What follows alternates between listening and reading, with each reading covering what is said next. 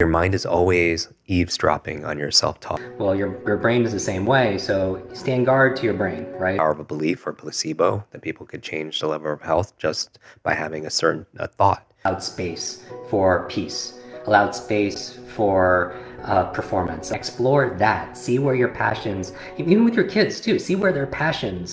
We all know that when something doesn't work, you reset it, right? A reboot often fixes it. The piece of technology, your phone, sometimes a webcam doesn't work, I have to reboot my computer. Try rebooting your brain. I'm gonna give you my 5 keys, really quick keys. They're all gonna be common sense, and hopefully you'll turn them into common practice. That the 5 steps that I'm taking people through right now to reset your brain. When we experience stress, our brains prepare for fight, flight, or freeze. It's not the place you want to study in. It's not the place where you're going to get the best out of yourself. It's not the place where you're going to ponder possibilities and perform. And so our cognitive abilities are limited when our mind feels overwhelmed. When there's lots to process, work, family, health, the world, life in general, the connection between an overstressed brain and the rest of your body can have some serious impact, right, on your productivity and your peace of mind. And I've noticed that one of the biggest problems people are facing right now is uncertainty, because you don't feel safe.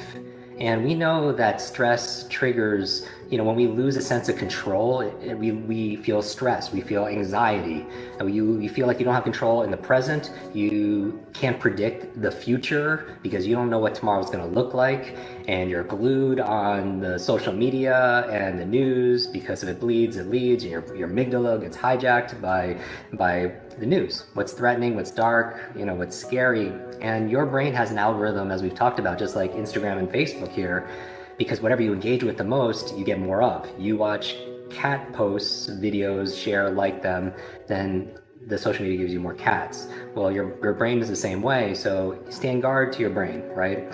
And because if you're just focusing on what's dark and threatening, you're gonna see more of that, and it doesn't leave you bandwidth to focus on possibility, on what you'd be grateful for, on opportunity. We go down a wild rabbit hole of, it's endless, what ifs, what if this, what if this, what if this. So how do you reboot your brain? When you want to reset your brain, the goal you don't want to necessarily start out by painting a picture of a positive future. You can do that, certainly, because your imagination is very powerful.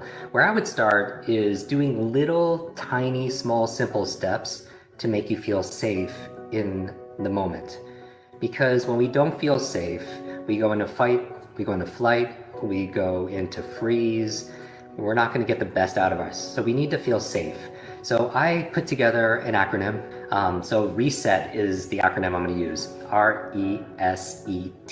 So what does the R stand for? If you want to feel safe, I would start by routine.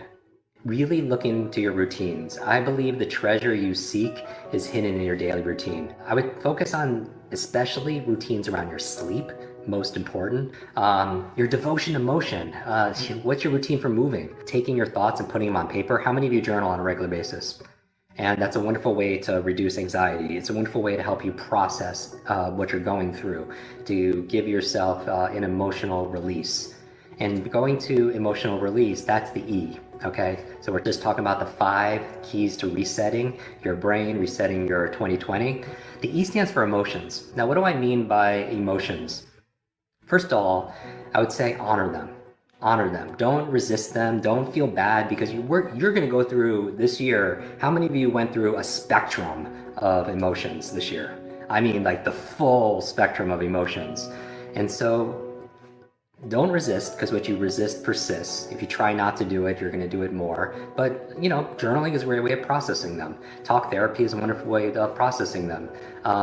Having connection with people is a wonderful way of processing them, meaning that you could be physically distant, but you don't have to be socially distant. We're connecting here. You don't have to be mentally distant. The S in reset stands for sever. What does it mean to sever? Sever means to disconnect, to separate, right? To enjoy some genuine time offline. And that's kind of ironic, right? Because we are online right now.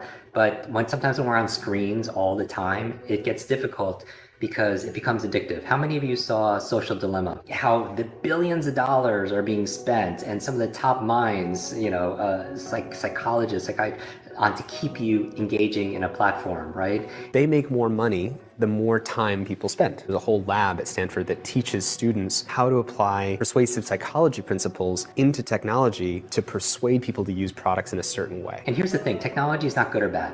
Fire is not good or bad. Fire can cook your food or it could burn down your home. It's how you utilize it.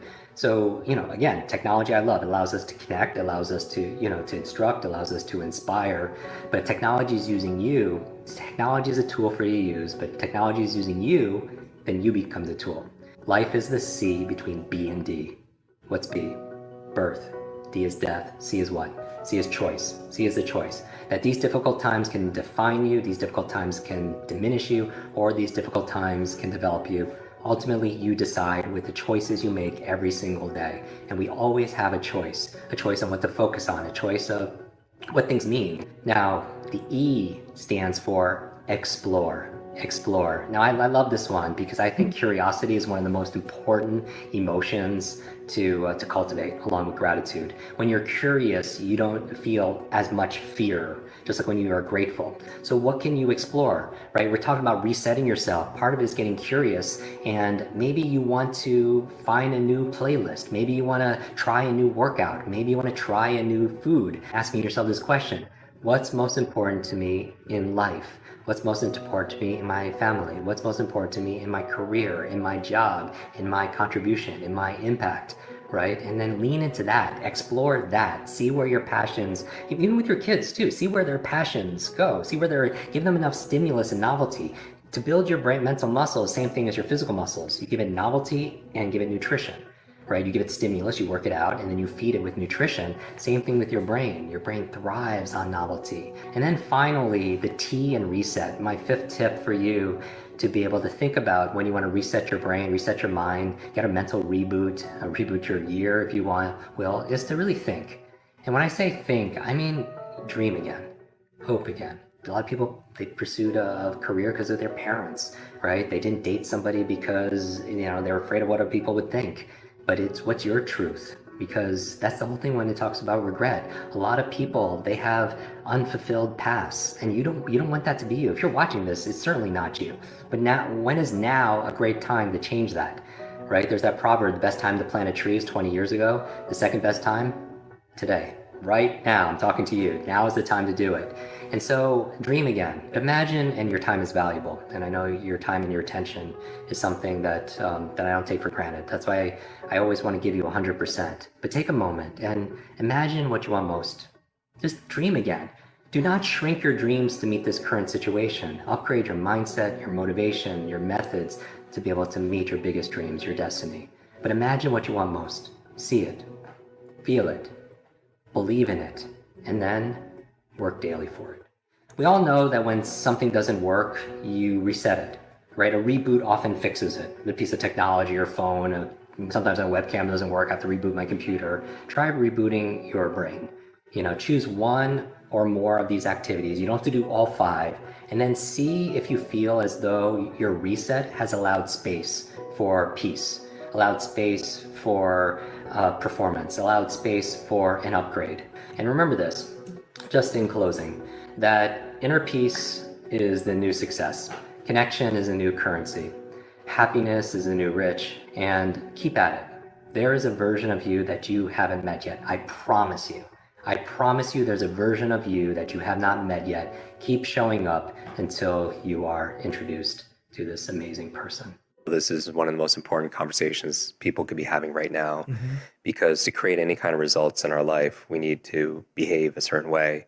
But in order to do a behavior, we need a belief that enables that to happen. And I think the nature of a lot of the work that we do is about transcending. When I say we, I mean everyone who's here in this community. It's about transcend. It's about ending the trance, ending this mass hypnosis through marketing, through media that says that you're broken.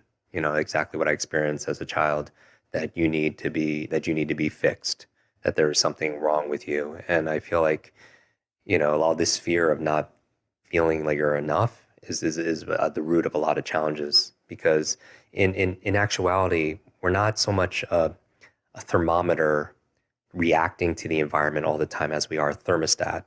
And our beliefs are kind of like the temperature we're setting. And when we set a goal or a belief or a vision for something, you know, the environment changes.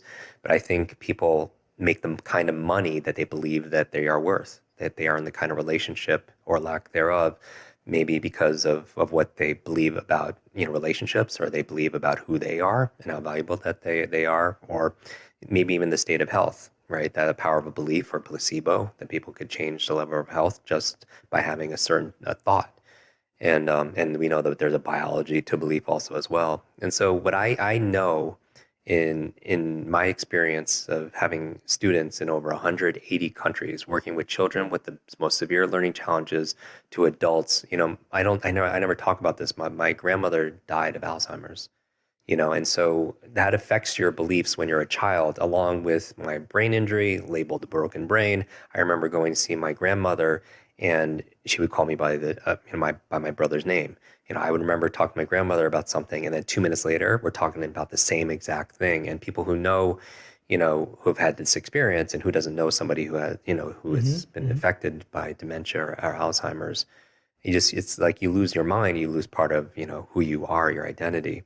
And so all those things affect your belief about what is possible. So the reason why I do these demonstrations on stage is to really shake up what people feel is possible. But I know, and this is what research shows, that regardless of your age, your background, your career, your education, your financial situation, your gender, your history, your IQ, only about a 1/3, according to research, is your intellect, your potential, your memory is predetermined by genetics and biology, but 2/3 is in your control. Now, some people would say 100% is in your control, you know, epigenetics and your beliefs, the power of it. But at research, you know, traditionally speaking, 2/3 is you have more influence than you think. That it's not 2/3 is good enough. exactly that it's you know, the whole mindset between a fixed mindset and a growth mindset is that that it's not set like your IQ. When you take an IQ test when you're a child, it's not what you're set for life. It's not fixed like your shoe size. And plus, you know, the beliefs around IQ, people feel like that's a standardized test this is your potential. I mean, that's ludicrous, right? That something like that is set. And so I think when we're talking about beliefs, all of it has to do with our culture and what our influences, what we're imprinted on early on. And I also believe part of it has to do with our self-talk. I remember I was preparing to run a marathon, you know, with a name like Kwik, and people talk about my name. I didn't change my name to do what I do. It's my father's name, my grandfather's name, That's so cool. you know, and so it's something that I was born with. And I would say that when I was running this marathon, I read this chapter in a book on the psychology of it, and it said this word for word, because I'm a memory expert. It said, your brain is like a supercomputer and your self-talk is a program it will run. So if you tell yourself you're not good at remembering names, you will not remember the name of the next person you meet because you program your supercomputer not to. And, you know, I always tell people, your mind is always eavesdropping on your self-talk. It's always listening. You know this.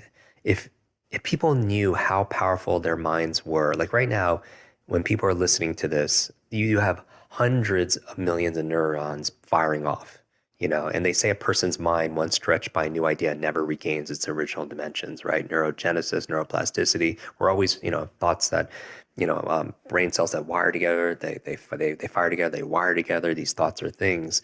And so I would say if you knew how powerful your minds really were, you wouldn't have a thought or say something you didn't want to be true.